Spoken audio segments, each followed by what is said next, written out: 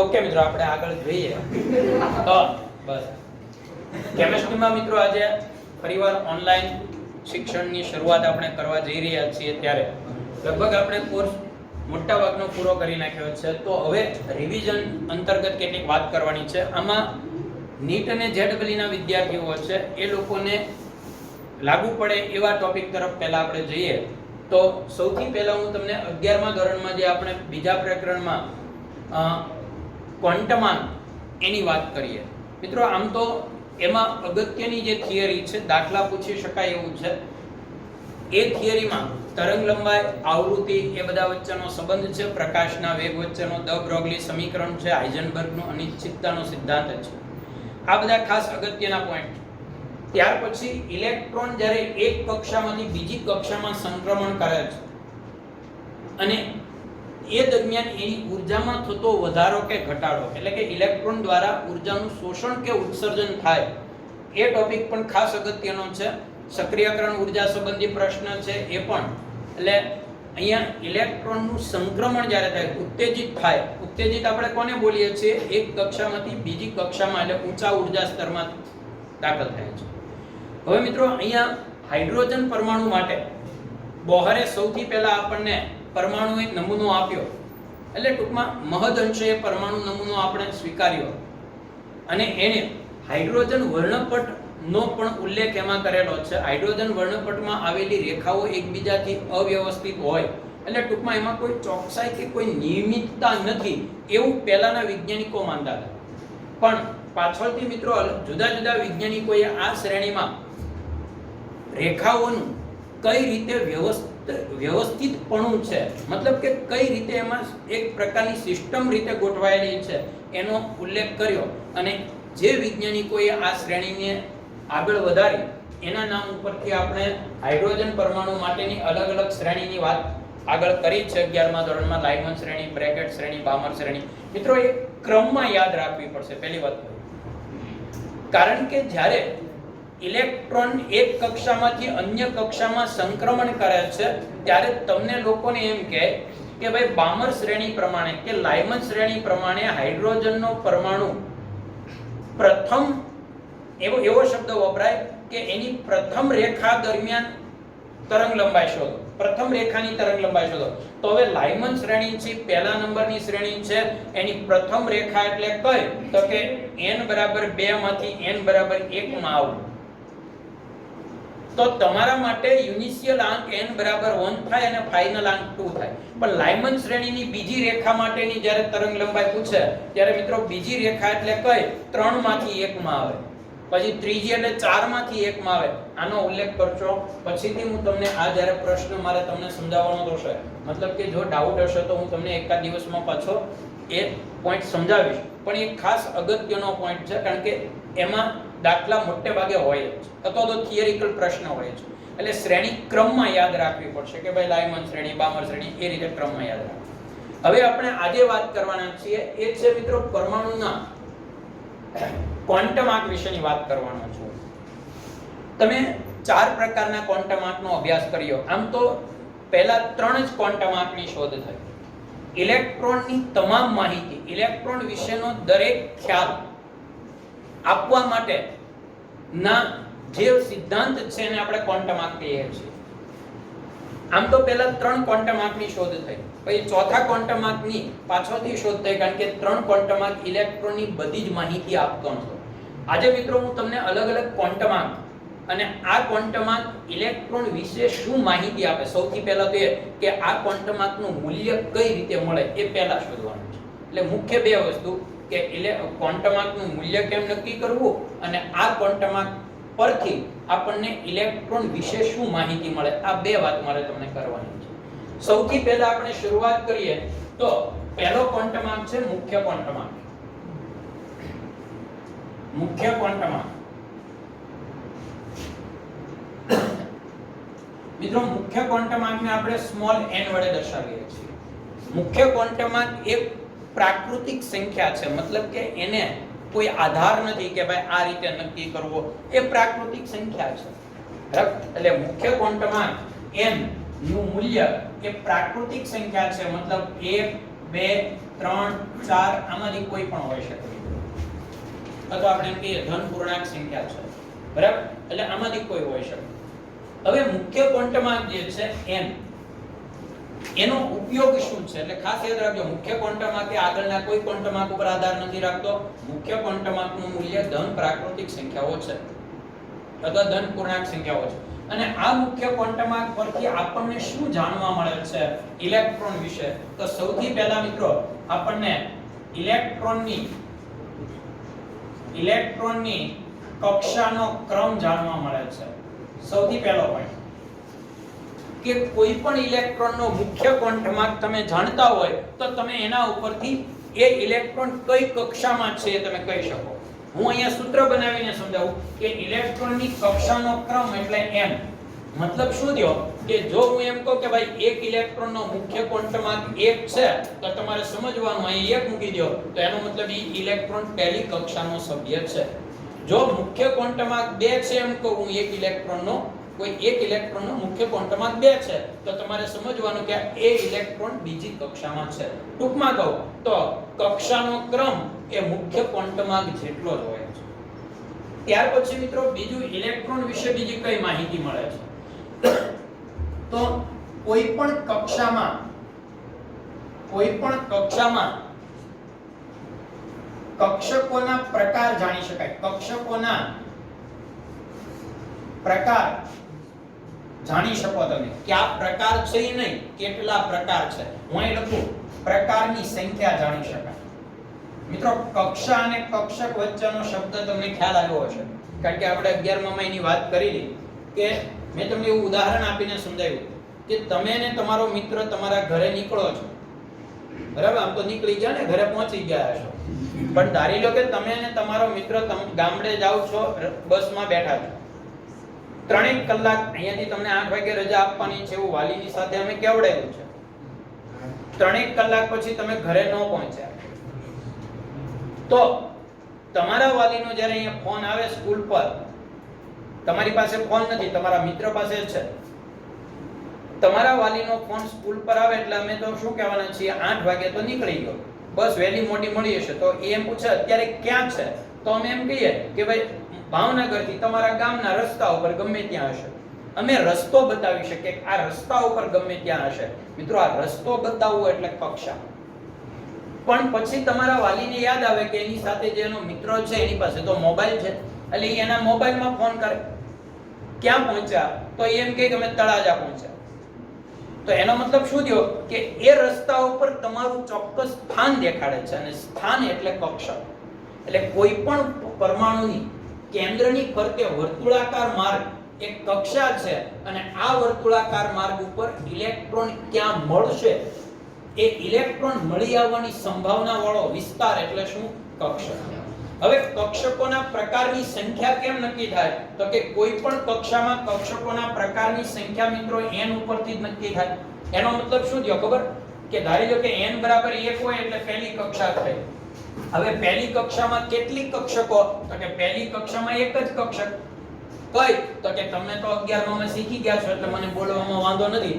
1s એક જ પ્રકાર આવશે પછી હું એમ કહું n બરાબર 2 મૂકો તો બીજી કક્ષામાં કેટલા કક્ષકોના પ્રકાર તો અહીંયા તમે 2 મૂકો એટલે બે પ્રકાર કયા s અને t કહેવાનો મતલબ કે કક્ષકોના પ્રકાર વિશે એની સંખ્યા આપણે જાણી શકીએ છીએ ત્યાર પછી ત્રીજી વાત જો સંખ્યા કહું છું પ્રકાર નહીં એટલે કયો પ્રકાર s હશે p હશે d હશે એ મુખ્ય ક્વોન્ટમમાં નો કહીએ ભલે આપણને આવડે છે એટલે આપણે કહીએ કે સાહેબ n બરાબર 2 હોય તો બીજી કક્ષાના બે પ્રકાર 2s ને 2p તો અમને ખબર જ હોય એ વાત અલગ છે પણ જ્યારે આપણે પ્રશ્ન પૂછે ત્યારે આપણે પ્રકાર કઈ રીતે નક્કી થાય તો મુખ્ય ક્વોન્ટમમાં પ્રકાર નથી નક્કી કરતો એ આપણને કેટલા પ્રકારની કક્ષકો હશે એના એ સંખ્યા આપે છે ત્યાર પછી મિત્રો ત્રીજી વાત કે એમાં કેટલી પેટા કક્ષકો હશે પેટા કક્ષકો એટલે શું આ ક્રમ પ્રમાણે છે જો કક્ષા એની અંદર કક્ષકો અને કક્ષકોની અંદર પેટા કક્ષકો છે દાખલા તરીકે p છે તો p ને 3 પેટા કક્ષકો છે px py ને pz તો પેટા કક્ષકો જે છે એની સંખ્યા આપણને મળે n ઉપરથી યસ એમાં તમારે n નો વર્ગ કરવો પડશે મિત્રો હવે તમે ખાલી વિચારો કે પહેલી કક્ષા હોય તો n ની જગ્યાએ 1 મૂકો તો 1 નો વર્ગ 1 થાય એટલે પહેલી કક્ષામાં એક જ પેટા પ્રકાર છે અને યસ આપણે બધા જાણીએ છીએ વનસ બરાબર n બરાબર 2 મૂકો એટલે બીજી કક્ષાનો વર્ગ કરો 2 નો વર્ગ 4 થાય અને તમને ખબર છે બીજી કક્ષામાં પેટા પ્રકાર 4 છે કક્ષકો બે છે s અને p પણ પેટા પ્રકાર 4 થાય એક s અને 3p અને એક s એટલે કેટલા થયા 4 તો પેટા કક્ષકોની સંખ્યા જાણવી હોય તો આપણે n નો ઉપયોગ કરીએ અને ત્યાર પછી ચોથી વાત છે મિત્રો કે કોઈ પણ કક્ષામાં શબ્દ વાપરો છે કોઈ પણ કક્ષામાં ઇલેક્ટ્રોનની સંખ્યા જાણવી હોય તો પણ મુખ્ય ક્વોન્ટમમાં કામ આવે છે એમાં તમારે n² ઇન્ટુ શું કરવાનો છે 2 કારણ કે પેટા કક્ષકોમાં બે ઇલેક્ટ્રોન સમાય તો પેટા કક્ષકોની જે સંખ્યા મળે એને 2 વડે ગુણી નાખો એટલે તમને ઇલેક્ટ્રોનની સંખ્યા મળે છે આ તમને આવડતું જ હશે પણ અગત્યનું એ છે મિત્રો જ્યારે થિયરિકલ પ્રશ્ન પૂછાય ને ત્યારે કે મુખ્ય ક્વોન્ટમ માટે નીચેનામાંથી કયું વિધાન સાચું છે તો ત્યારે આપણને આ ખબર હોવી જોઈએ કે મુખ્ય ક્વોન્ટમમાં આપણને કઈ માહિતી આપે છે ત્યારે પ્રશ્ન ન થવો ઓકે હવે આપણે આગળ વાત કરીએ બીજો પેટા પ્રકાર છે મિત્રો બીજો ક્વોન્ટમાર્ક છે કોણીય વેગમાન ક્વોન્ટમાર્ક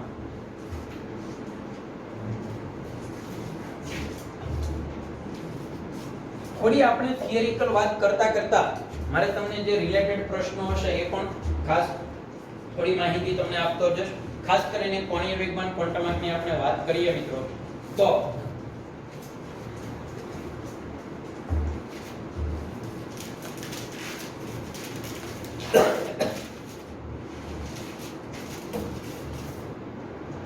કોણીય વેગમાન ક્વોન્ટમાર્કનું મૂલ્ય કઈ રીતે મળે પહેલા આપણે ત્યાંથી શરૂઆત કરીએ પહેલા મિત્રો એ વાત મૂલ્યને જવા દો સૌથી પહેલું કોણીય વેગમાન ક્વોન્ટમાર્ક ઇલેક્ટ્રોનમાં હોય છે એનું કારણ છે ઇલેક્ટ્રોન કોણીય વેગમાન ધરાવે છે એનું કારણ છે તો સૌથી પહેલા એક વાત યાદ રાખજો કે ઇલેક્ટ્રોન છે એ પરમાણુના કેન્દ્રની ફરતે વર્તુળાકાર માર્ગે ગતિ કરે જેને આપણે કક્ષકીય ગતિ કહીએ છીએ અને આ કક્ષકીય ગતિ છે ને મિત્રો એને કારણે કોણીય વેગમાન ઉત્પન્ન થાય કારણ કે આપણો નિયમ છે કે કોઈ પણ વર્તુળાકાર માર્ગે ગતિ કરતો પદાર્થ છે એ કોણીય વેગમાન ઉત્પન્ન કરે છે અને એના કોણીય વેગમાનનું મૂલ્ય છે એ આપણે mvr ઉપરથી મેળવી શકીએ કોણીય વેગ ક્વોન્ટમાર્કનું મૂલ્ય કઈ રીતે મેળવી શકીએ mvr અને એ તમે બોહરના નિયમમાં શીખ્યા છો લેક્ચર પૂરો થવા દો એ તમે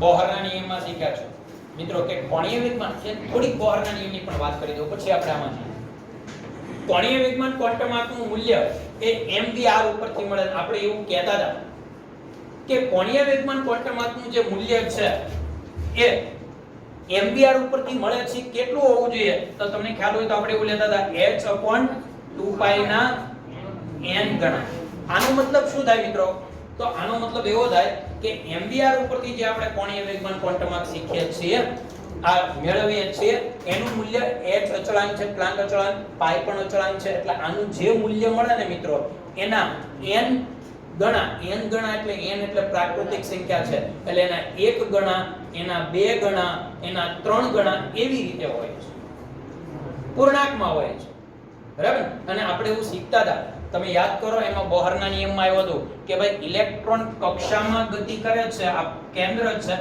પહેલી કક્ષામાં ગતિ કરે છે યસ પછી બીજી કક્ષામાં ઇલેક્ટ્રોન ગતિ કરે છે હવે આપણને પ્રશ્ન થવો જોઈએ કે આ ભાગમાં ઇલેક્ટ્રોન કેમ નથી બે કક્ષા વચ્ચેનો ભાગ છે ખાલી ભાગ કેમ છે તો મિત્રો એનું કારણ તમને કહું કે આ પહેલી કક્ષામાં રહેલો ઇલેક્ટ્રોન છે ને એનું કોણીય વેગમાનનું મૂલ્ય h/2π ના 1 ગણા જેટલું હોય છે પહેલી કક્ષાના ઇલેક્ટ્રોન ખાસ યાદ રાખજો જો આ ઘણી બધી વાર આવો પ્રશ્ન પૂછે એકદમ સિમ્પલ હોય કે ત્રીજી કક્ષામાં રહેલા ઇલેક્ટ્રોનનું કોણીય વેગમાનનું મૂલ્ય શોધો કાઈ છે જ નહીં તમારે h ની કિંમત મૂકવાની છે π ની કિંમત મૂકવાની છે સાદું રૂપ આપવાનું છે ત્રીજી કક્ષામાં છે એટલે તમારે અહીં કેટલા મૂકી દેવાના n ની જગ્યાએ 3 ખ્યાલ આવી ગયો હવે બીજી કક્ષામાં રહેલો ઇલેક્ટ્રોન હોય તો l = h/2π * 2 h/2π.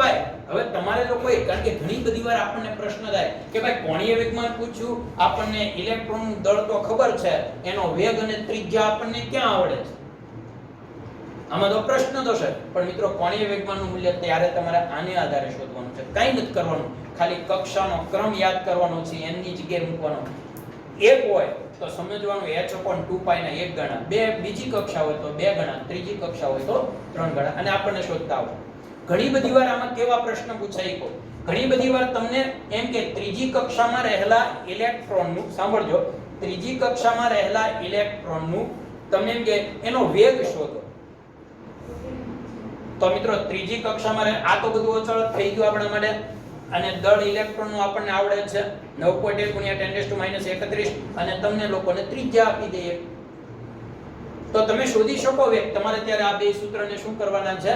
સરખાવવાના છે. ખાસ યાદ રાખજો, કારણ કે આવા બધા પ્રશ્નો જ આમાંથી પૂછાય છે. તો મિત્રો આ રીતે આપણે સમજી શકીએ. હવે તમે સમજી શકો છો કે અહીંયા વચ્ચે જે ઇલેક્ટ્રોન હોય, ધારો કે વચ્ચેના ભાગમાં ઇલેક્ટ્રોન શું કામ નથી હોતો, તો એનું કારણ હવે આપણને ખબર પડી ગઈ કે અહીંયા h/2π ના 1 ગણા છે, અહીંયા h/2π ના 2 ગણા છે. તો અહીંયા વચ્ચેના ભાગે જો ઇલેક્ટ્રોન હોય તો એનું કોણીય વેગમાનનું મૂલ્ય h/2π ના 1 ગણા અને 2 ગણાની વચ્ચે આવે, એટલે અપૂર્ણાંક આવે. કેવું આવે? અપૂર્ણાંક. એનો મતલબ કે ત્યાં ઇલેક્ટ્રોન શક્ય નથી. બોહરના નિયમમાં એવો એક વાક્ય લખેલું છે કે ઇલેક્ટ્રોન ફક્ત કેન્દ્રથી એવા અંતરે જ ગતિ કરી શકે, એવા અંતર એટલે એવી કક્ષા, એનું જે અંતર કેન્દ્રથી એટલું હોય, એવા અંતરે જ ગતિ કરી શકે કે જેના કોણીય વેગમાનનું મૂલ્ય h/2π ના પૂર્ણાંકમાં, અને ઈ જ આપણી કક્ષા છે. વચ્ચેનો ભાગ છે કક્ષા તરીકે આપણે લેતા નથી. તો આ વચ્ચેની જે આ થિયરી છે ખાસ યાદ રાખજો. ઓકે, કોણીય વેગમાન ક્વોન્ટમ માટે કેન્દ્રની ફરતે ઇલેક્ટ્રોનનું કક્ષકીય ભ્રમણ છે ની જવાબદાર છે. યાદ કક્ષકીય ભ્રમણને કારણે એમાં કોણીય વેગમાન જોવા મળે છે. હવે આપણે આગળ વાત કરીએ કે કોણીય વેગમાનનું મૂલ્ય કેમ શોધી શકાય. મિત્રો હવે પછીના બે ક્વોન્ટમમાં કેવા છે કે જેનું મૂલ્ય તમે આગળના ક્વોન્ટમ ઉપરથી નક્કી કરી શકો. બરાબર? એટલે કે કોણીય વેગમાન ક્વોન્ટમ મૂલ્ય મુખ્ય ક્વોન્ટમ ઉપર આધાર રાખે છે. કઈ રીતે? તો તમારે અહીં લખવાનું છે 0 થી n-1. આ સૂત્ર બનાવ્યું ને 0 થી n-1. બરાબર? દાખલા તરીકે હું તમને એમ કહું કે ધારી લો કે મારી પાસે n બરાબર 1 છે. 1 એટલે કઈ કક્ષા થાય ભાઈ?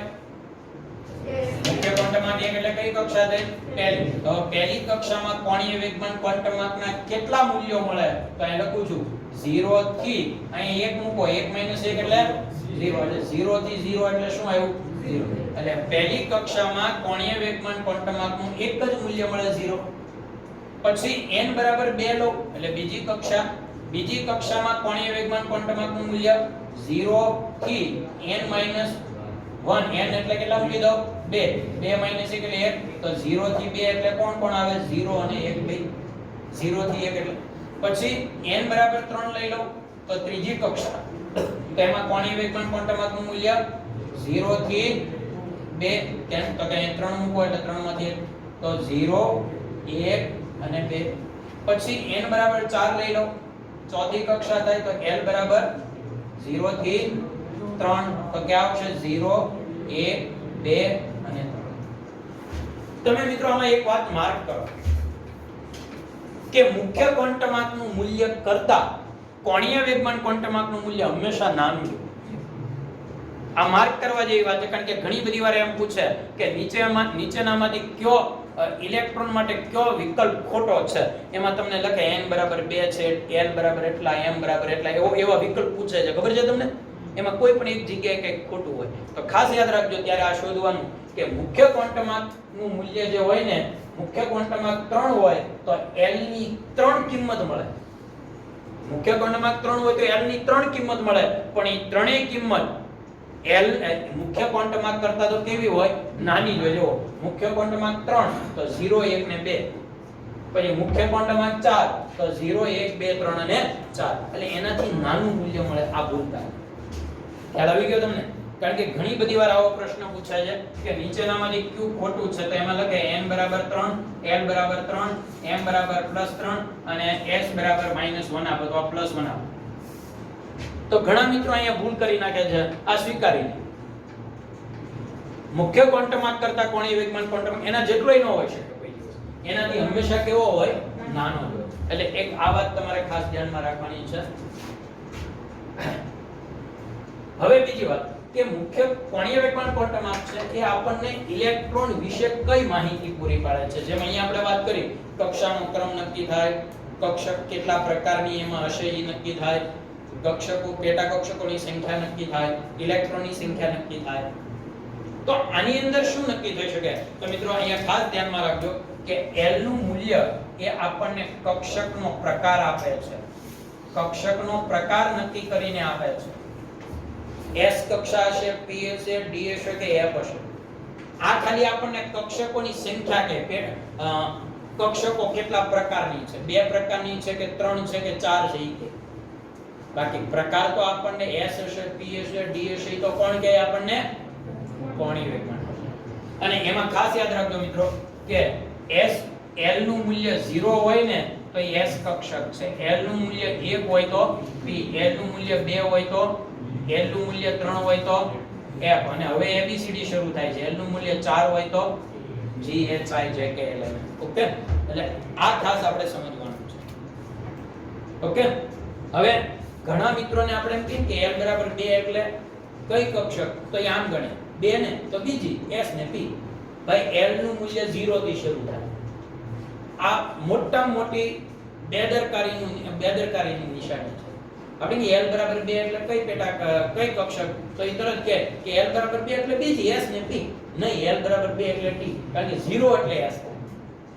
સમજાય? એટલે આ એક ક્રમ નો ભૂલાય. તો મિત્રો તમે સમજી શકો છો કે આ n બરાબર 1 એટલે પહેલી કક્ષા છે. પહેલી કક્ષામાં L નું એક જ મૂલ્ય મળ્યું S, એટલે હું કહી શકું કે એમાં એક જ પ્રકાર છે S, અને એટલે જ આપણે લખીએ છીએ 1S. લખીએ છીએ કે નહીં? એક જ પ્રકાર છે. પછી L n બરાબર 2 એટલે બીજી કક્ષા. બીજી કક્ષામાં L ના 2 મૂલ્યો મળ્યા, L 0 અને 1. 0 એટલે કોણ? S, અને 1 એટલે કોણ? P. એટલે બીજી કક્ષામાં 2 પ્રકાર છે S અને P. પછી n બરાબર 3 એટલે ત્રીજી કક્ષા. ત્રીજી કક્ષામાં L ના 3 મૂલ્યો મળ્યા, 0 એટલે S, P અને D. ત્રીજી કક્ષાના 3 પ્રકાર. પછી ચોથી કક્ષામાં 4 પ્રકાર, S, P, D અને F. ખ્યાલ આવી ગયો? એટલે આવી રીતે આપણને પ્રકારની માહિતી કોના ઉપરથી મળશે? કયો પ્રકાર છે? કોણીય વેગમાન ક્વોન્ટમ.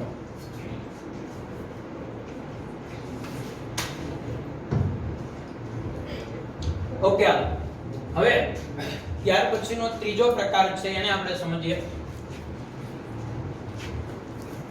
ત્રીજો પ્રકાર છે મિત્રો ચુંબકીય ક્વોન્ટમ આંક. ચુંબકીય ક્વોન્ટમ આંક, જેને આપણે સ્મોલ m વડે દર્શાવીએ છીએ. ચુંબકીય ક્વોન્ટમ આંક ઉદ્ભવવાનું કારણ શું છે? તો કે ચુંબકીય ક્વોન્ટમ આંક ઉદ્ભવવાનું કારણ એનું ધરાભ્રમણ છે. એનું ધરાભ્રમણ છે. ધરાભ્રમણ એટલે શું? ઇલેક્ટ્રોન, આપણે તમને ખ્યાલ છે ને રુથરફોર્ડે પરમાણુને સૂર્યમંડળ સાથે સરખાવેલું છે. એને એમ કીધું કે સૂર્યની ફરતે જેમ 9 ગ્રહો પરિભ્રમણ કરે છે એમ કેન્દ્રની ફરતે ઇલેક્ટ્રોન ગતિ કરે. જેમ ગ્રહો છે એ સૂર્ય ફરતે ફરે છે અને પોતાની કાલ્પનિક ધરી ફરતે પણ ફરે છે, એમ મિત્રો ઇલેક્ટ્રોન પણ ધરી ફરતે ફરે છે. એને આપણે ધરાભ્રમણ કહીએ છીએ, અથવા અક્ષીય ભ્રમણ કહેવાય. બરાબર? તો આ અક્ષીય ભ્રમણને કારણે ચુંબકીય ચાકમાત્રા એટલે કે ચુંબક તત્વ ઉત્પન્ન થાય છે. આ કોના કારણે? કેન્દ્રીય ભ્રમણ. અને પહેલું કોને કારણે છે? આ કેન્દ્રીય ભ્રમણ, કેન્દ્રની ફરતે ફરે એને કેન્દ્રીય ભ્રમણ કહેવાય, કક્ષકીય ભ્રમણ કહેવાય, કારણ કે કક્ષામાં ફરે ને.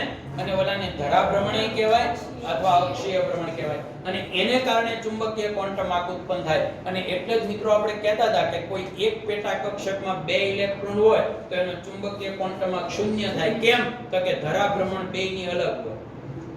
એક સમઘડી હોય તો એક વિષમઘડી. ખ્યાલ છે તમને?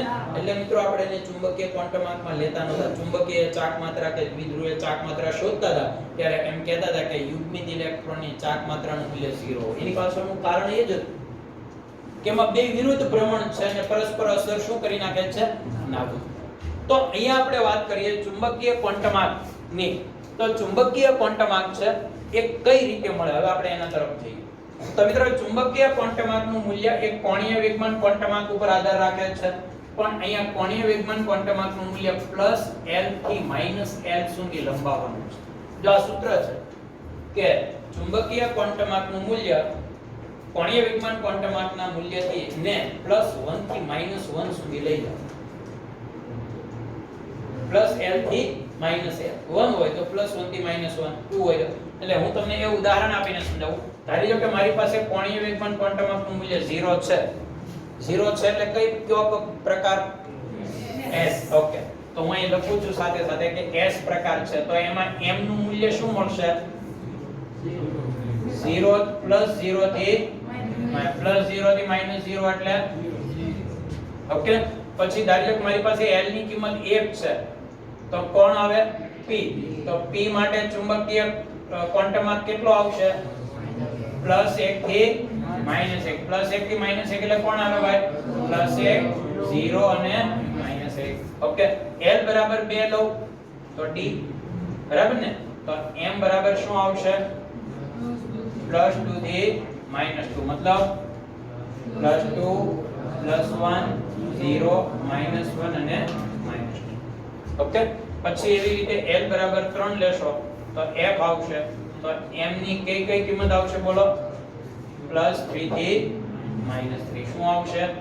+3, +2, +1, 0, -1, -2 અને ખ્યાલ આવી ગયો? તો આવી રીતે મિત્રો આગળ ને આગળ વધે. હવે આપણે પ્રશ્ન થોડાક આગળ વધીએ કે ચુંબકીય ક્વોન્ટમાર્ક કઈ રીતે મેળવવું એ તમે સમજાવી દીધું કે કોણીય વેગમાન ક્વોન્ટમાર્કનું જે મૂલ્ય છે ને પ્લસ થી માઈનસ સુધી લઈ જવાનું, મતલબ આપણે એને ઉતરતા ક્રમમાં ગોઠવીએ છીએ. ઘનવાળો ભાગ પહેલા લખીએ, ઋણવાળો ભાગ પછી લખીએ. આ એક સિસ્ટમ જાળવી રાખવી. એનું કારણ છે કે આ લોકોએ ટેક્સ્ટ બુક ની અંદર એટલું આમાં નથી આપેલું, પણ મિત્રો એક વાત તમને કરી દઉં, એ લોકો છે ને નંબરે ડી કક્ષકના ખાસ નંબરે અલગ આપ્યા છે, અને ચુંબકીય ક્વોન્ટમાર્ક પૂછે છે ત્યારે મોટે ભાગે આપણું ખોટું પડે છે. તો મિત્રો આના ઉપરથી આપણે શું માહિતી મળે એની વાત કરીએ કે L બરાબર 0 એટલે S કક્ષક છે. હવે ચુંબકીય ક્વોન્ટમાર્ક આપણને શું ખ્યાલ આપે છે તો કે આ કક્ષકમાં પેટા કક્ષકોની સંખ્યા આપણને કહે છે. હવે S કક્ષક છે એના માટે ચુંબકીય ક્વોન્ટમાર્કનું મૂલ્ય એક જ મેળવ્યું, મતલબ કે S ને એક પેટા પ્રકારી પોતે જ છે, એને કોઈ પેટા પ્રકાર હોતો નથી. એટલે ટૂંકમાં આ પેટા કક્ષકો કઈ હશે એનો ખ્યાલ આપણને કોણ આપે છે? એટલે ખાસ યાદ રાખજો, કક્ષા વિશેનો ખ્યાલ કોણ આપે? મુખ્ય ક્વોન્ટમાર્ક. કક્ષક કઈ હશે એનો ખ્યાલ કોણ આપે? SPDF કોણીય વેગમાન. અને એની અંદર પેટા કક્ષક કોણ હશે એનો ખ્યાલ કોણ આપે આપણને? હવે તમે જુઓ, L બરાબર 1 એટલે P. તો L બરાબર 1 મૂક્યો ત્યારે મને M ના 3 મૂલ્યો મળ્યા, અને આ 3 મૂલ્યો દર્શાવે છે કે P ને 3 પ્રકાર છે. P ના પેટા પ્રકાર 3 છે. કયા 3 પેટા પ્રકાર છે? Px, Py અને Pz. ખ્યાલ આવી ગયો? પછી એવી રીતે L બરાબર 2 એટલે D આવે. તો D માટે મને M ના 5 મૂલ્યો મળ્યા, એટલે એના 5 કિંમત 5 પેટા પ્રકાર છે, અને D ના 5 પેટા પ્રકાર છે. મિત્રો આપણે ક્રમમાં યાદ રાખવા પડશે, નહીતર પ્રશ્ન એ દર્શાય કે ચુંબકીય ક્વોન્ટમાર્ક વખતે દરેક વખતે આપણો પ્રશ્ન ખોટો હોય છે. બરાબર? એમાં સૌથી પહેલો છે D Z છે. DZ હોય. અક્ષ પરની જે કક્ષકો છે ની પહેલી ને છેલ્લી આવે. આ પહેલી, અને dx2 y2 ઈ છેલ્લી આવશે. બાકી કઈ આવશે? dxy, dyz અને dzx. મિત્રો આ તમારે યાદ રાખવું પડશે, એટલા માટે કે ઘણી બધી વાર આપણને આ લોકો 3 ક્વોન્ટમાર્ક આપે અને પછી એમ પૂછે કે તો નીચેનામાંથી કઈ કક્ષક માટેના છે, તો ત્યાં આપણને આ ક્રમ આવડવો જોઈએ. હવે f ને 7 મૂલ્યો મળ્યા, મતલબ એને 7 પેટા પ્રકાર છે, પણ એ 7 પેટા પ્રકાર આજ સુધીમાં આપણે ડિફાઇન કરી શક્યા નથી, મતલબ આપણે એટલા યાદ રાખવાના છે. તો ચુંબકીય ક્વોન્ટમાર્ક છે એ આપણને પેટા કક્ષકોની જાણ કરે છે, પેટા કક્ષક વિશે માહિતી આપે છે.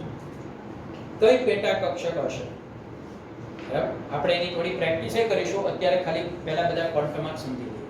મિત્રો આ 3 ક્વોન્ટમાર્ક એકબીજા ઉપર આધારિત હતો. ઇલેક્ટ્રોન વિશે લગભગ મોટાભાગની માહિતી આપે છે, પણ હજી એક માહિતી નથી મળતી ઇલેક્ટ્રોન વિશે. કઈ? તો કે ઇલેક્ટ્રોન અક્ષીય ભ્રમણ કરે છે તો એ ભ્રમણ કઈ દિશાનું હશે અને એના વિશે માહિતી મેળવવા માટે આપણે ચોથો ક્વોન્ટમ આંક લઈએ છીએ અને એને આપણે કહીએ છીએ સ્પિન ક્વોન્ટમ આંક. અને આ સ્પિન ક્વોન્ટમ આંકને આપણે s વડે દર્શાવીએ છીએ.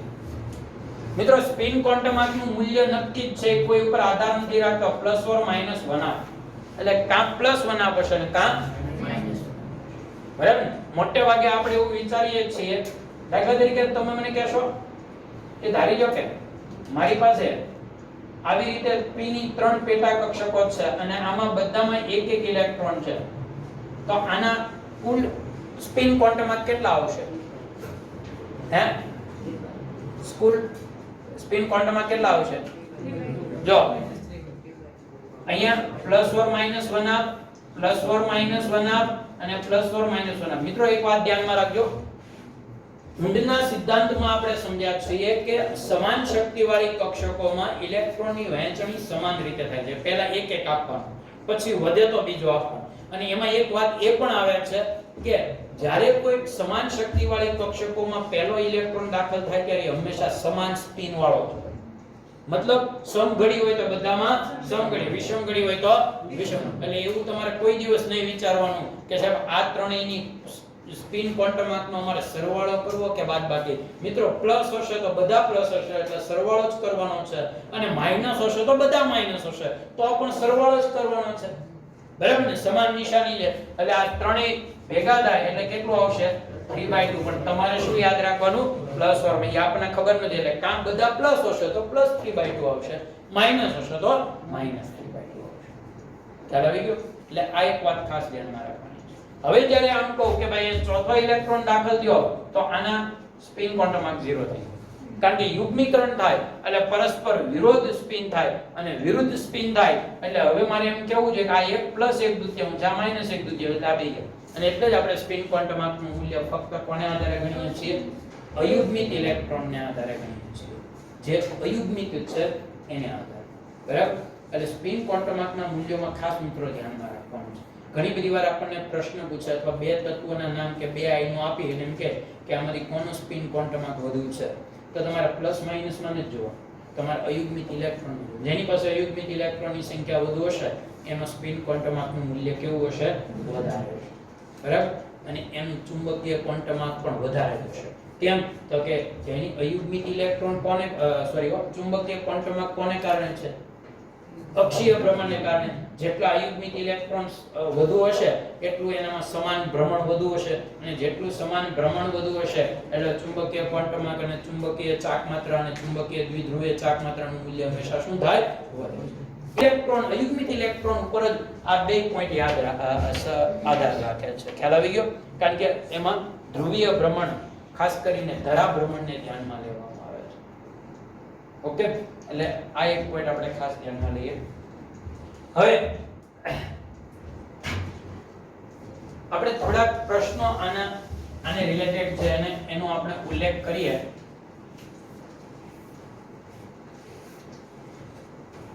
એટલે થોડી પ્રેક્ટિસ થઈ જાય. હું અહીંયા સીધા જ તમને 3 ક્વોન્ટમ આંક તરફ લઈ જઈશ.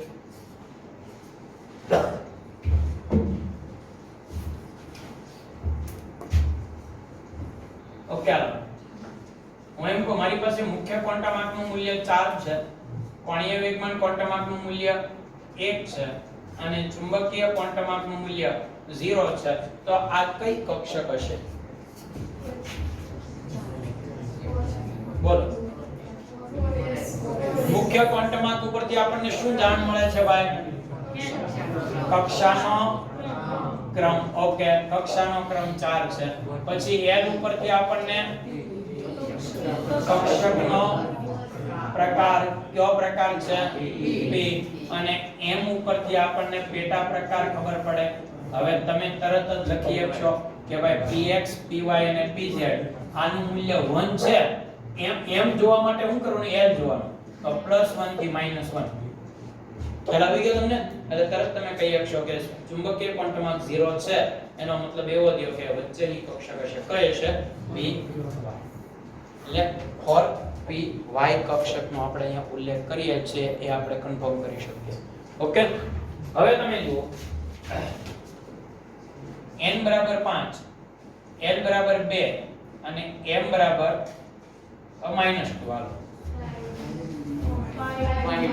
5 કક્ષા 5 ની l જે 2 એટલે t અને -2 સામે લઈ લો x સ્ક્વેર માઈનસ નથી હો કે ઓકે x વર્ગ ખ્યાલ આવી ગયો.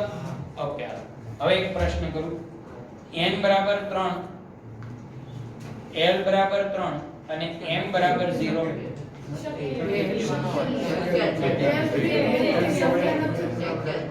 નહીં કેમ?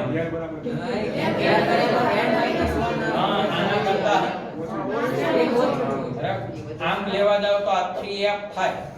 3 એટલે f થયું ને. ત્રીજી કક્ષાની f પ્રકાર જ 3 છે. બરાબર ને? એટલે અહીંયાથી આપણે ખાસ ધ્યાનમાં રાખીએ આનો આવશે. ઓકે, આગળ n બરાબર 4, l બરાબર 1 અને m બરાબર -2. પ્લસ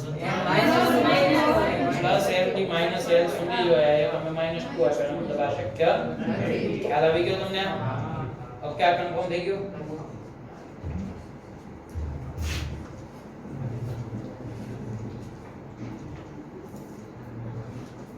હાલ કેમ? Yes, plus or minus 1/2.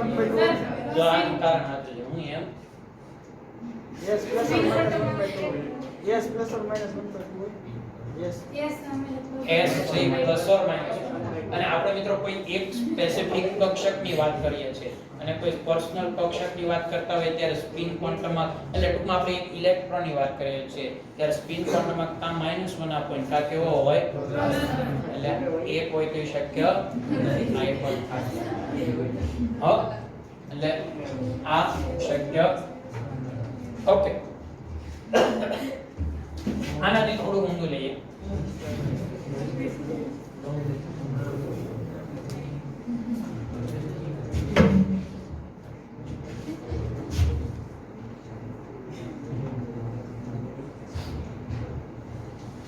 હાલો, આમાં મુખ્ય ક્વોન્ટમમાં કોણીય વેગમાન ક્વોન્ટમમાં ચુંબકીય ક્વોન્ટમમાં 6 2 0 z વાર x y y કેટલો આવશે 0. અને ન આવડે તો સામે +2 થી -2 લખી અને નીચે કક્ષાનો ક્રમ લખી નાખવાનો રફ માટે તમને ખ્યાલ આવી જશે. એટલે બીજું કંઈ માં છે આવશે ને હવે. તો ક્વોન્ટમનો જે પ્રશ્ન હતો એ આપણે સોલ્વ કર્યો મિત્રો. હવે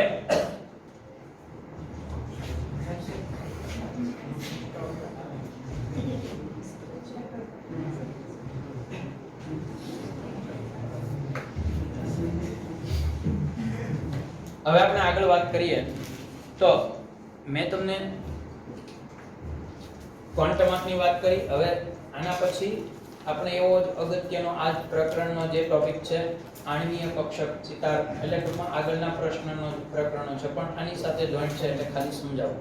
આ તમે પરમાણુની કક્ષકોનો ખ્યાલ મેળવો મિત્રો. હવે સાથે સાથે આણ્વીય કક્ષકો પણ એ જ રીતે હોય છે, બરાબર? અને એનો પણ આપણને ખ્યાલ હોવો જોઈએ. તો કે થિયરી થોડી મોટી છે એટલે આપણે એક અલગ લેક્ચરમાં લઈ લઈશું. અત્યારે એને આપણે આગળ નથી લઈ જતા પણ તમારી હવે પછીની યુનિટ ટેસ્ટ છે એને ધ્યાનમાં રાખી અને આપણે નવા ટોપિકની શરૂઆત કરીએ. બરાબર ને? કયા લેવાનો છે?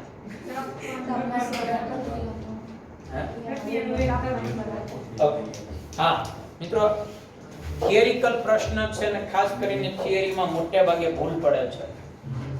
રાસાયણિક પ્રક્રિયાનો વેગ રાસાયણિક ગતિકીમાં આવે. આમ તો તાપમાન વેગ ઉપર શું અસર કરે થિયરી આપણે બોર્ડમાંથી નીકળી ગઈ છે, પણ તાપમાનની અસર વેગ ઉપર શું થાય તો એની આપણે વાત કરીએ. હવે તમે આખું પ્રકરણ સમજ્યા છો, ઘણા બધા એવી થિયરી આવી છે એટલે હવે મારે એ સમજાવવાની જરૂર નથી કે રાસાયણિક પ્રક્રિયાનો વેગ છે અને રાસાયણિક પ્રક્રિયાનો વેગ મિત્રો બધી વખતે તાપમાનના સમપ્રમાણમાં ના હોઈ શકે. કારણ કે રાસાયણિક પ્રક્રિયાઓ બે પ્રકારની છે, ઉષ્માક્ષેપક અને ઉષ્મા શોષક. ઉષ્માક્ષેપકનો મતલબ થાય ઉષ્મા ગુમાવે છે અને ઉષ્મા શોષકનો અર્થ થાય ઉષ્મા મેળવે છે. અને મોટે ભાગે ઉષ્મા આપણે કયા સ્વરૂપમાં આપીએ છીએ? તાપમાનના સ્વરૂપમાં, ગરમીના સ્વરૂપમાં આપીએ. એટલે મિત્રો ખાસ યાદ રાખજો કે ઉષ્માક્ષેપક પ્રક્રિયા જે પ્રક્રિયા દરમિયાન પોતે જ ઉષ્મા બહાર કાઢતી હોય, હવે એને તમે તાપમાન આપશો તો શું થશે? જેને પોતાને ઉષ્મા બહાર કાઢવી છે અને એને આપણે તાપમાન આપીએ તો મિત્રો એ કોઈ દિવસ પ્રક્રિયા આગળ વધી શકે નહીં. એનો સીધો મતલબ એવો થયો કે અહીંયા તાપમાનનો વધારો ફાયદાકારક ન થાય તો એનાથી ઊંધું તાપમાનનો ઘટાડો થાય. અને લ-શેટેલિયરના સિદ્ધાંત પ્રમાણે પણ મિત્રો આપણે સમજ્યા કે ઉષ્માક્ષેપક પ્રક્રિયાને કઈ રીતે લખાય. કોઈ પણ ઉષ્માક્ષેપક પ્રક્રિયા હોય એને આપણે આ રીતે લખતા હતા. ધારી લો કે મારી પાસે કોઈ એક પ્રક્રિયક છે અને એમાંથી નિપજ બને છે, તો ઉષ્માક્ષેપક પ્રક્રિયા એટલે નિપજની સાથે સાથે એ ઉષ્મા પણ શું કરે છે? મુક્ત કરે છે. ટૂંકમાં ઉષ્માક્ષેપક પ્રક્રિયામાં ઉષ્મા એ એક નિપજ જ છે એમ સમજો, કારણ કે ઉષ્મા મુક્ત કરે છે. હવે આપણે લ-શેટેલિયરના સિદ્ધાંત પ્રમાણે સમજ્યા છીએ કે જે આ પ્રક્રિયા ધારી લો કે પ્રતિવર્તી છે.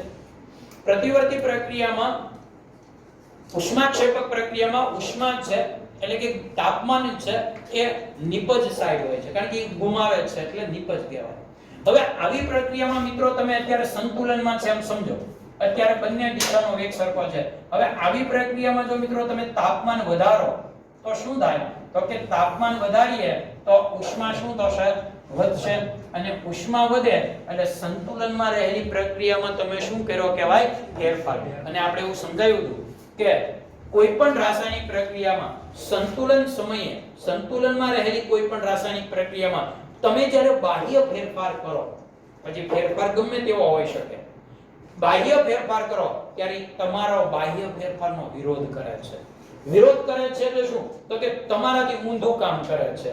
એટલે તમે તાપમાન વધારો એટલે પ્રક્રિયા નિપજ બાજુએ આવેલી ઉષ્મા વધે અને તમે જ્યારે ઉષ્મા વધારો છો ત્યારે આ પ્રક્રિયા છે ને એ ઊંધું કામ કરશે એટલે ઉષ્માને ઘટાડવા તરફ થશે. અને ઉષ્માને ઘટાડવું એટલે શું? તો કે નિપજમાંથી પાછો એ શું બનવા માંડશે? પ્રક્રિયા. એટલે રાસાયણિક પ્રક્રિયા આગળ જવાને બદલે ઉલટાની પાછળ ધકેલાય. નિપજ વધુ બનવાને બદલે નિપજ ઉલટાની શું થાય? ઓછી થાય. સમજાયું? એટલે લ-શેટેલિયરના સિદ્ધાંત પ્રમાણે પણ મિત્રો આપણે કહી શકીએ કે ઉષ્માક્ષેપક પ્રક્રિયામાં તાપમાનનો વધારો એ નિપજ સાઈડની ઉષ્મા વધારે છે. અને જ્યારે બાહ્ય ફેરફાર કરીએ ત્યારે તમે જે વસ્તુ વધારો એ વસ્તુ ઘટવા તરફ પ્રક્રિયા થશે. એટલે પ્રક્રિયા ઉલટી થશે અને એને કારણે નિપજમાંથી પ્રક્રિયક બનવા મળશે. મતલબ કે વેગ વધવાને બદલે ઉલટાનો ઘટશે. હવે આજ વાત જો તાપમાન ઘટાડો તો શું થાય? તો કે જો તાપમાન ઘટાડો તો ઉષ્મા ઘટે અને તમે ઉષ્મા ઘટાડી એટલે એ ઉષ્મા શું કરશે? વધારશે. એટલે એ ઉષ્મા વધારવા માટે પ્રક્રિયકમાંથી શું બનવા મળશે? ઝડપથી નિપજ બનવા મળશે. તમારો ફેરફાર છે એની વિરુદ્ધમાં. એટલે આવી પ્રક્રિયામાં તાપમાનનો વધારો ફાયદાકારક ન થાય, તાપમાનનો ઘટાડો ફાયદાકારક. પણ મિત્રો મારે તમને એ વાત કહી દેવી પડે કે હકીકતમાં કોઈ રાસાયણિક પ્રક્રિયા 100% ઉષ્માક્ષેપક કે 100% ઉષ્મા શોષક હોતી નથી. કોઈ પણ રાસાયણિક પ્રક્રિયા બે દિશામાં થતી હોય, મતલબ કે એ ઉષ્માનું શોષણ કરતી હોય અને ઉત્સર્જન કરતી હોય. તો તમને એમ થશે કે તો આપણે કેમ પ્રકાર પાડીએ છીએ? આપણે જે પ્રકાર પાડીએ છીએ એ બેમાંથી વધુ જે કામ કરતો હોય એ તરફ પાડીએ છીએ, વધુ જે થતું હોય એ તરફ પાડીએ છીએ. બરાબર? એટલે બે દિશા છે. પેટ્રોલ કે લાકડું કે કોલસો જે આપણને ખબર છે પુષ્કળ ઉષ્મા આપે છે, સળગે છે એટલે ઉષ્મા છૂટી પડે. ઉષ્માક્ષેપક લાકડું કે પેટ્રોલ કે ગેસનું સળગવું એ ઉષ્માક્ષેપક પ્રક્રિયા છે. પણ એ ઉષ્માક્ષેપક પ્રક્રિયાની શરૂઆત કરવા માટે પહેલા તો દિવાસળી અડાડવી જ પડે. એટલે પહેલા તો આપણે ઉષ્મા શું કરવી પડે? પછી જે પ્રક્રિયા શરૂ થશે. એટલે કહેવાનો મતલબ કે કોઈ પ્રક્રિયા 100% કન્ટિન્યુ ઉષ્માક્ષેપક કે કન્ટિન્યુ ઉષ્મા શોષક હોઈ શકે. તો આ જ રીતે મિત્રો આપણે બીજી પ્રક્રિયા જોઈએ, ઉષ્મા શોષક પ્રક્રિયા. જે પ્રક્રિયા દરમિયાન ઉષ્માનું શોષણ કરતી હોય તો એમાં પ્રક્રિયક સાઈડ આપણે ઉષ્મા લખવી પડશે. શું કામ? કારણ કે આપણે એમ સમજી શકીએ છીએ કે પ્રક્રિયક ઉષ્માનું શોષણ કરી અને નિપજ બને છે. હવે આમાં તાપમાનનો વધારો કરવામાં આવે તો શું થાય? તો કે જો આમાં તાપમાન વધે તો ઉષ્મા વધે, અને ઉષ્મા વધે એટલે તમે બાહ્ય ફેરફાર કર્યો કહેવાય. એટલે બાહ્ય પ્રક્રિયક સાઈડ ઉષ્મા છે, ઉષ્મા વધશે એટલે ઉષ્મા ઘટાડવા તરફ આગળ વધશે, અને ઉષ્મા ઘટાડવા તરફ આગળ વધશે એટલે શું કરશે? તમે વધારેલી ઉષ્માનો મેક્સિમમ ઉપયોગ કરશે, ઉપયોગ કરી નિપજ બનશે. એટલે અહીંયા પ્રક્રિયાનો વેગ શું થયો? વધ્યો. કારણ કે એને તાપમાનની જરૂર હતી અને તમે તાપમાન આપ્યું. એટલે ઉષ્મા શોષિત પ્રક્રિયામાં તાપમાનનો વધારો એ રાસાયણિક પ્રક્રિયાનો વેગ શું કરે છે? વધારે છે. બરાબર. હવે આને આપણે આલેખની રીતે સમજીએ. મેં કીધું કે 100% ઉષ્માક્ષેપક કે 100% ઉષ્મા શોષક કોઈ પ્રક્રિયા ના હોઈ શકે. હવે મિત્રો આપણે એને આકૃતિથી સમજીએ, આલેખથી. કે ધારી લો કે અહીંયા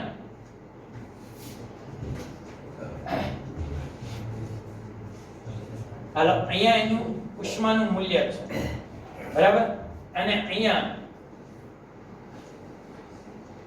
પદાર્થ અથવા તો અણુનું પ્રમાણ એમ બોલું, આમાં ઘણા શબ્દો વપરાય કે પદાર્થ અથવા પ્રક્રિયા અક્ષ, જે કોઈ પ્રક્રિયા અક્ષ એટલે હું કે પ્રક્રિયાનું ફેરફાર થવું, પ્રક્રિયકનું ફેરફાર થવું. કારણ કે પ્રક્રિયા અક્ષ અહીંયા ત્રણ પ્રકાર છે. પહેલા પ્રક્રિયક હશે, પછી મધ્યવર્તી સંયોજન બનશે, અને છેલ્લે નિપજ બનશે. બરાબર. એટલે એને પ્રક્રિયા અંશ કયો તો પણ આવશે. એટલે એનું પ્રમાણ છે. હવે તમે જુઓ તો ધારી લો કે આપણે એમ કહીએ કે અત્યારે આપણી પાસે જે પ્રક્રિયક છે, અહીંયા લખું છું A2B2 છે મારી પાસે પ્રક્રિયા, અને એની પાસે અત્યારે એટલી ઉષ્મા છે. બરાબર. હવે આ ઉષ્માથી હવે મારે એને રાસાયણિક પ્રક્રિયા કરાવવી છે, અને રાસાયણિક પ્રક્રિયા કરાવવા માટે હું એની સક્રિયકરણ જેટલી ઊર્જા પહોંચે ત્યાં સુધી મારે એને ગરમ કરવું પડશે. તો હું આને તાપમાન આપું છું. તાપમાન આપી શકે સક્રિયકરણ ઊર્જા જેટલી ઊર્જા થશે ત્યાં સુધી એ પ્રક્રિયા કરશે, અને જેવી ત્યાં સુધી એ પ્રક્રિયા નહીં કરે. અને જેવી સક્રિયકરણ ઊર્જા જેટલી ઊર્જા એને મળી જશે પછી આ AA અને BB આ બંને એકબીજા સાથે જોડાય છે, મતલબ મધ્યવર્તી સંયોજન બને. અત્યારે હજી બંધ 100% બન્યોય નથી, નવો બંધ, અને પહેલો બંધ હજી 100% તૂટ્યોય નથી. આને આપણે મધ્યવર્તી અવસ્થા કહીએ છીએ, જે અસ્થાયી અવસ્થા છે, લાંબો સમય ટકી શકે નહીં. એ કાં તો પાછો પ્રક્રિયક તરફ ધકેલાઈ જાય, કાં તો કોના તરફ ધકેલાઈ જાય? નિપજ તરફ. તો મિત્રો આવી રીતે જ્યારે સક્રિયકરણ ઊર્જા જેટલી ઊર્જા જ્યારે એને મળી રહેશે ત્યારે એ મધ્યવર્તી સંયોજનમાં રૂપાંતરણ થશે, અને મધ્યવર્તી સંયોજનમાંથી જેવો એ નિપજ બને ત્યારે એ ઉષ્માનું શું કરશે? ઉત્સર્જન કરશે, અને આ ઉત્સર્જન થતું એટલે કે ઉષ્મા બહાર કાઢશે. ધારી લો કે એ નિપજ બન્યો ત્યારે આ C આ બંને અહીંથી જૂના બંધ તૂટી ગયા એટલે AB એટલે 2AB બની ગયો. તો મધ્યવર્તી સંયોજન બન્યા પછી સક્રિયકરણ જેટલી ઊર્જા મળ્યા પછી જેવા એના બંધ નબળા પડ્યા અને નિપજ તરફ આગળ ધકેલાય ત્યારે ઊર્જાનું ઉત્સર્જન કરે છે. મતલબ એવો થયો ને કે બંધ તૂટે ત્યારે ઊર્જા આપવી પડે, અને બંધનું નિર્માણ થાય ત્યારે ઊર્જા મુક્ત થાય. હવે તમે જોઈ શકો છો કે આની પાસે જે ઊર્જા હતી, બરાબર, એના કરતા નિપજ પાસે ઊર્જાનું પ્રમાણ શું થયું? ઘટી ગયું. એનો મતલબ એવો થયો મિત્રો કે જેટલી ઊર્જા એને પ્રક્રિયા કરવા માટે શોષણ કરી એના કરતા એને ઉત્સર્જન કેવી કરી? વધારે. એટલે શોષણ કરતા ઉત્સર્જન વધુ થઈ ગયું, બરાબર ને? પ્રક્રિયા કરતા નિપજ પાસે ઊર્જા ઘટી ગઈ. એનો મતલબ એવો થયો કે અહીંયા ઉષ્માક્ષેપક પ્રક્રિયા છે. આ પ્રક્રિયા કેવી છે? ઉષ્માક્ષેપક. અને મિત્રો આ જે ઊર્જાનો તફાવત તમને મળે છે ને, આ પ્રક્રિયક અને નિપજની ઊર્જા, એને આપણે ડેલ્ટા H કહીએ છીએ, એન્થાલ્પી ફેરફાર. એટલો એની અને આમાં એન્થાલ્પી ફેરફારનું મૂલ્ય મને કેવું મળશે મિત્રો?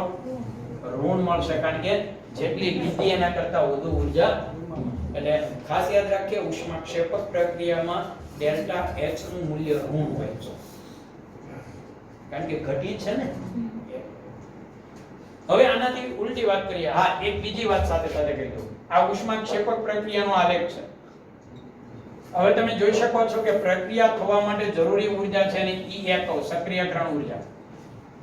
અને ધારી લો કે આ પ્રક્રિયા હવે ઉલટી કરી હોત તો મતલબ AB માંથી આવી રીતે A2B2 બનાવ્યો હતો તો કે તોય એને સક્રિયકરણ ઊર્જા એટલી જોઈએ. આને શું કહેવાય ખબર? પ્રતિવર્તી પ્રક્રિયાની સક્રિયકરણ ઊર્જા. અને ઉષ્માક્ષેપક પ્રક્રિયામાં મિત્રો EA અને EA' માં EA' કેવો હોય છે? વધારે. કારણ કે નિપજ વખતે એને ઘણે નીચે જતો રહ્યો છે. એટલે હવે જો નિપજમાંથી પાછો પ્રતિવર્તી પ્રક્રિયા થઈને પ્રક્રિયક બનવું હોય તો એને ઘણી બધી ઊર્જા શું કરવી પડશે? મેળવવી. જેટલો એ નીચે ગયો એટલો પાછો એને ક્યાં જવું પડશે? ઉપર જવું પડશે. બરાબર ને? એટલે ઉષ્માક્ષેપક પ્રક્રિયા માટે EA EA' આવશે. શું કામ? તો એ આપણે આના ઉપરથી સમજી શકીએ છીએ. હવે આ જ વાત તમને ઉષ્મા શોષક પ્રક્રિયા માટે સમજાવું. તો ઉષ્મા શોષક પ્રક્રિયા માટે અહીં આપણે પ્રક્રિયા અંશ લઈએ. હવે તમે જો ધારી લો કે હું એમ કહું કે ભાઈ અત્યારે મારી પાસે બે પ્રક્રિયક છે A2 અને B2, એ એટલી ઊર્જા ધરાવે છે. હવે એને પ્રક્રિયા કરવા માટે જે ઊર્જાની જરૂર છે એને સક્રિયકરણ ઊર્જા કહીએ. હાલો અહીંયા આવતા એ પ્રક્રિયા કરે છે, મતલબ કે મધ્યવર્તી સંયોજન બને અને એમાંથી પાછો નિપજ બને ત્યારે ઊર્જા ગુમાવે છે. પણ એ ઊર્જા ગુમાવે અને અમુક સમય થાય સ્થિર થશે ત્યારે નિપજ બની જશે. તો અહીં તમે જોઈ શકો છો કે પ્રક્રિયક પાસે જે ઊર્જા હતી એના કરતા નિપજ પાસે ઊર્જા છે ઉપર છે, મતલબ વધારે છે. ત્યારે ડેલ્ટા H નું મૂલ્ય તમને કેવું મળશે? અને મિત્રો આવી પ્રક્રિયાને ઉષ્મા શોષક પ્રક્રિયા, કારણ કે ઉષ્માનું શોષણ થયું. જેટલી હતી પ્રક્રિયક પાસે એના કરતા નિપજ બન્યો ત્યારે ઊર્જા શું થઈ? વધી. તો આને ઉષ્મા શોષક કહેવાય. ખ્યાલ આવી ગયો હું જે કહું છું? હવે તમે જુઓ અહીંયા આ સક્રિયકરણ પ્રક્રિયકમાંથી મધ્યવર્તી સંયોજન બનેને EA કહો અને ફરીવાર નિપજમાંથી મધ્યવર્તી સંયોજન બનેને EA' કહો. તો તમે જોઈ શકો છો કે અહીંયા ઉષ્માક્ષેપક શોષક પ્રક્રિયામાં શું થયું મિત્રો? EA is greater than EA'. અહીંયા EA નું મૂલ્ય વધારે છે. તો આ બધા જે પ્રશ્નો છે થિયરિકલી ખાસ આપણે ધ્યાનમાં લેવાના છે, એને સમજવાના છે. હવે બીજી વાત તમને કહું, આપણે ઉષ્મા શોષક અને ઉષ્મા ક્ષેપક પ્રક્રિયાનો ખ્યાલ મેળવ્યો. સક્રિયકરણ ઊર્જા તમે બધા જાણો છો. સક્રિયકરણ ઊર્જા એટલે શું? તો કે કોઈ પણ પ્રક્રિયકને પ્રક્રિયા કરવા માટે ન્યૂનતમ જે ઊર્જાની જરૂર પડે એને સક્રિયકરણ ઊર્જા કહેવાય. એનાથી ઓછી ઊર્જા જ્યાં સુધી એની પાસે હશે ત્યાં સુધી એ પ્રક્રિયા કરવાનો નથી. અને એ તો આપણે કોઈ પણ પદાર્થ સળગે છે ત્યારે રાસાયણિક પ્રક્રિયા છે અને એમાં આપણે સમજ્યા જ છીએ મિત્રો કે કાગળને સળગાવવા માટે દિવાસળીને લાંબો સમય કાગળ સાથે સ્પર્શ કરાવવાની જરૂર નથી. થોડીવાર રાખશો સળગશે. બરાબર ને? પાતળું લાકડું હશે તો એ પણ સળગી જશે, પણ જાડું લાકડું હશે તેને સળગતા વાર લાગે. કેમ? તો કે એની જ્વલન બિંદુ. જ્વલન બિંદુ એટલે શું? કે કોઈ પણ પદાર્થ જે તાપમાને સળગે એ તાપમાન એનું જ્વલન બિંદુ કહેવાય. કાગળનું જ્વલન બિંદુ નીચું છે, બરાબર? એટલે ઝડપથી સળગે. લાકડાનું ઊંચું છે એટલે સળગતા વાર. પણ એક વાત તમને કહું કે કાગળનું જ્વલન બિંદુ 100 કરતા તો વધુ જ છે. 100 કરતા તો વધુ જ છે. અને એટલે જ આપણે એક નાના હતા ત્યારે કારણ ભણ્યા છીએ કે કાગળના કપમાં પાણી ગરમ કરી શકાય છે. કારણ કે કાગળ એટલે થોડો જાડો કાગળ, દાખલા તરીકે આપણે આઈસ્ક્રીમનો કપ હોય એમાં પાણી ભરી અને તમે એને ગરમ કરશો ને, પણ એ વાત તમે ધ્યાનમાં રાખજો કે એની કોર ને બધું સેજ પાણીથી ભીનું કરી દેવું પડે, ભેજવાળું.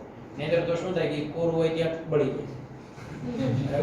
એટલે થોડું ભીનું કરી દો એટલે ભેજવાળું, ને પછી એમાં પાણી ગરમ કરશો ને તો કાગળનો કપ નહીં સળગે. એની પાછળનું કારણ શું છે? કારણ કે એનું જ્વલન બિંદુ 100 ડિગ્રીથી વધુ છે અને જ્યારે તમે એને ગરમ કરો છો ત્યારે એ કાગળને મળતી બધી ઉષ્મા છે કોણ લઈ લે છે? પાણી. અને પાણી જ્યાં સુધી પ્રવાહી સ્વરૂપમાં છે ત્યાં સુધી તાપમાન 100 ડિગ્રીથી વધવાનું નથી. એટલે જ્યાં સુધી બધું પાણી વરાળ ન બને ત્યાં સુધી કોઈ દિવસ કાગળ સળગે નહીં. તો મિત્રો અહીંયા એ જ વાત મારે તમને કરવી છે કે કોઈ પણ પ્રક્રિયક છે એ પણ અમુક ચોક્કસ ઊર્જા જેટલી, એટલે કે ચોક્કસ ઊર્જાએ પહોંચે પછી જે પ્રક્રિયા કરે. બધા પ્રક્રિયકોની સક્રિયકરણ ઊર્જા અલગ અલગ હોય છે અને એટલે જ સોડિયમ હવામાં ખુલ્લો રાખવાથી ને સળગી ઉઠે છે, બરાબર? અને નિષ્ક્રિય ધાતુઓ છે ગમે એટલા ભેજવાળા કે ગમે એટલી ગરમીમાં પણ એને કંઈ થતું. બધાની સક્રિયકરણ ઊર્જા અલગ અલગ હોય. પણ હા, સક્રિયકરણ ઊર્જામાં આપણે ફેરફાર કરી શકીએ, બરાબર? સક્રિયકરણ ઊર્જામાં આપણે ફેરફાર કરી શકીએ.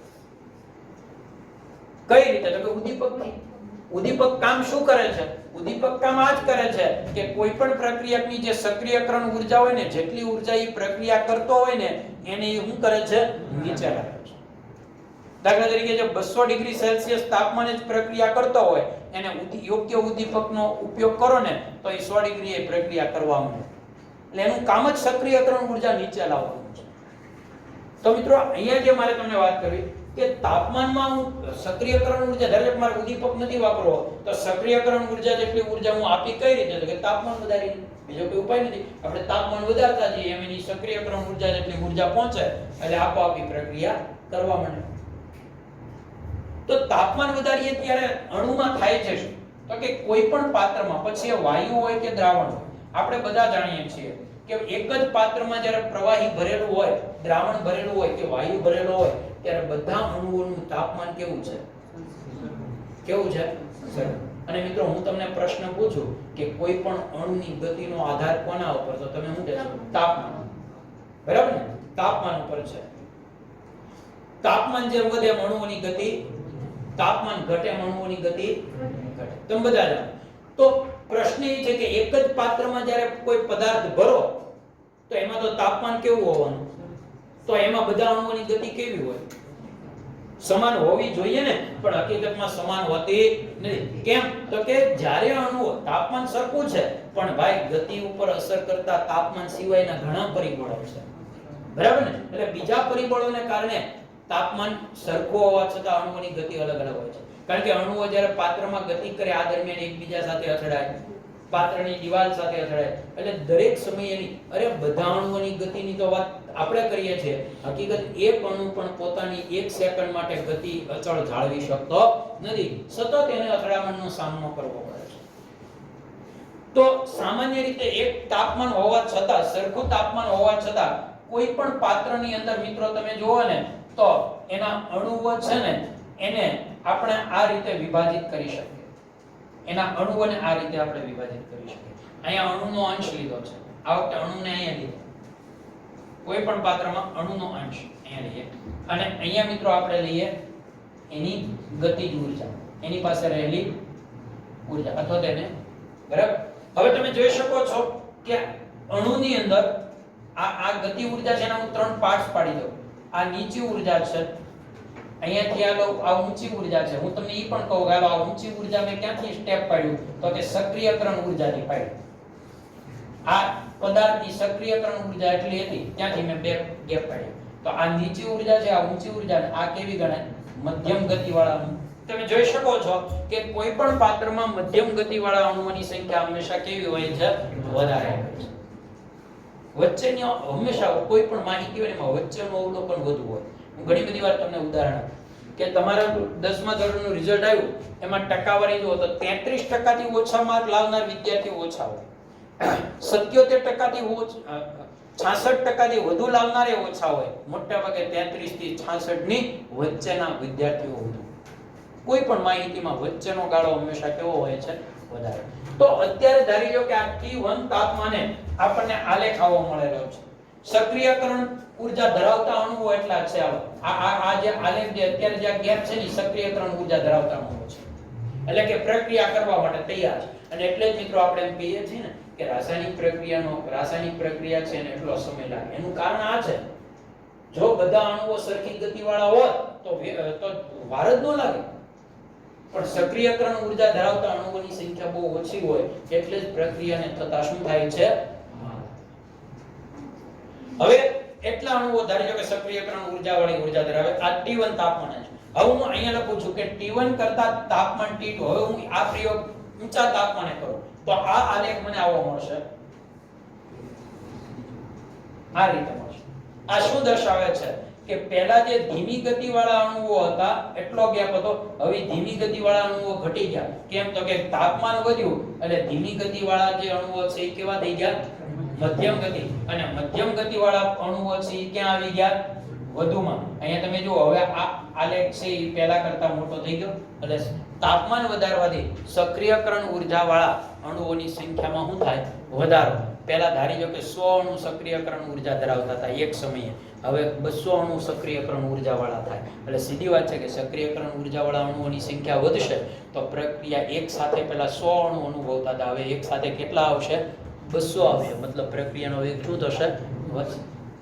એટલે એક સાથે પ્રક્રિયા કરતા અણુઓની સંખ્યા વધી અને એને કારણે વેગમાં શું થયો છે? વધારો. બરાબર? એટલે આ એક વાત ખાસ આપણે ધ્યાનમાં રાખીએ. અહીંયા 3 પ્રકારના વેગ છે, તમને ખબર છે? સરેરાશ વેગ, પછી મહત્તમ સંભાવ્ય ઝડપ અને RMS. બરાબર ને? મહત્તમ સંભાવ્ય સરેરાશ વર્ગીય ઝડપ, એને શું કહેવાય? સરેરાશ વર્ગીય. બરાબર? અને આ ત્રણેય વચ્ચેનું મૂલ્ય તમને આવડે. ઓકે મિત્રો, આપણે અહીંયા સુધી રાખીએ.